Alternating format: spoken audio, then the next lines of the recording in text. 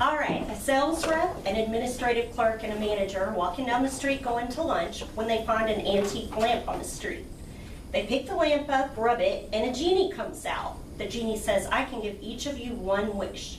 The sales rep automatically says, "Me first, me first. I want to be on a beach in the Bahamas with the love of my life and an endless supply of pina coladas." Poof, he's gone. The administrative clerk says, "Me next, me next. I want to be on a beach in Hawaii, driving a power speedboat, having the time of my life." Poof, she's gone. The genie says, "Okay, manager, you're up." The manager says, "I want those two back at the office right after lunch." Moral of the story, always let your manager have first say. So, what we're going to talk about today is management styles. All of us, whether managers or subordinates or both, can benefit by being able to identify different styles of management and their effects on employees. If you don't already know your style of management, then I hope to give you some insight into that and maybe even challenge you to make some changes into the way you handle your management style. Those of you who aren't managers, hopefully you will be able to gain some insight into the style that your manager uses, and then it will help you in your everyday interactions with them. Maybe more see where they're coming from every day. On a daily basis, I have to deal with multiple managers who are at all different facilities. Some are vendor managers, some are managers here at corporate, some are managers at plants. Everybody has a different style, and I've also done a lot of research on this, so I hope that gives me at least some information that I can share with you that you haven't come upon yet. The first style I want to talk about is an autocratic manager. This is a manager that makes all the decisions and expects subordinates to just carry out their decisions without questioning or making any other choices on their own.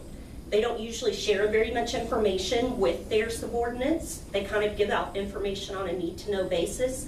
They don't necessarily think that their employees have the skills to make decisions on their own.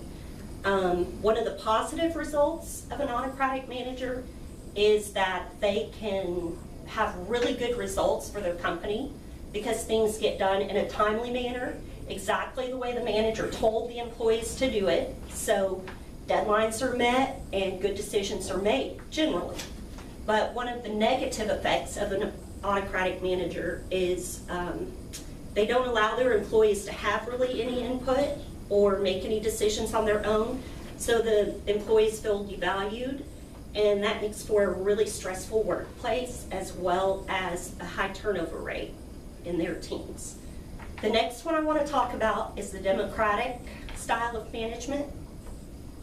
This one is basically the opposite. It's going to be a more informal style where employees aren't really given directives, but they are asked questions, they're given information. The democratic manager likes to teach their employees and share knowledge and information with them. They might even go to an employee when they know of a difficult situation and ask them how they plan to handle it. Instead of giving them suggestions ahead of time, they want the employee to think things through and maybe come up with resolutions on their own. A positive, I guess the workplace becomes a really positive environment if you have this kind of a manager, because people feel valued and they come to work and the work environment is happier and just they feel more valued and get to make more decisions. So they like people who would be good with this type of manager, enjoy learning, taking on challenges, and enjoy teamwork.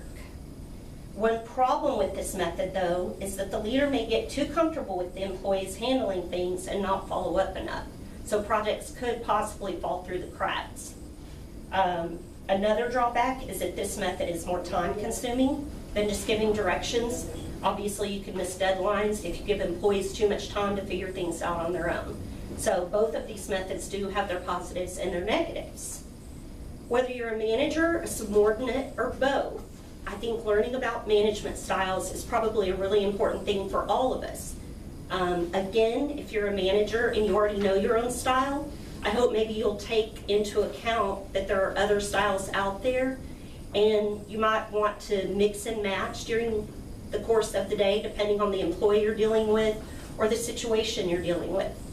As subordinate, or just if you're dealing with your own manager, think about where they're coming from and the style that they use and how you might best interact with them and respond to their style. So, to review, we talked about an autocratic manager who's a more formal style, gives directives, expects you to follow them. The democratic style is informal, lets you share your opinion and give input. Both of them are good, but both have their negatives as well. As you can tell, they're very different from one another. Is one more effective than the other? Not necessarily. Moral of the story, always let your manager have the first say.